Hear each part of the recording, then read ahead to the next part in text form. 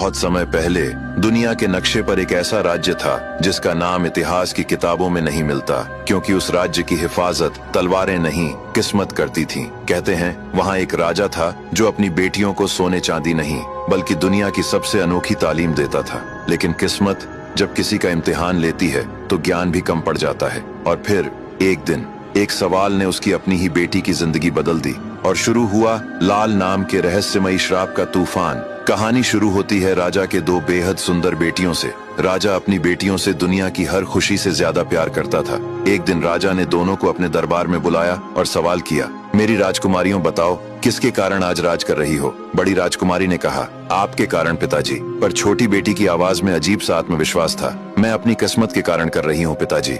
ये जवाब राजा के दिल पर हथौड़े की तरह लगा। राजा का गुस्सा फूट पड़ा। उसने आदेश दिया, जाओ इस राज्य का सबसे मूर्ख लड़का खोज कर लाओ, उसी से इसका विवाह होगा। मंत्री निकल पड़ा। एक लड़का उसी डाल पर बैठकर उसी डाल को काट रहा था। मंत्री ने उसे देखते ही पकड़ लिया। उसने राजा के सामने लड़के को पेश करते हुए कहा, महाराज इससे बड़ा मूर्ख कोई नहीं हो सकता। ये जिस डाल पर बैठा था उसी को काट रहा था। राजा ने देखा और समझ गया और छोटी बेटी की शादी उसी लड़के से कर दी गई।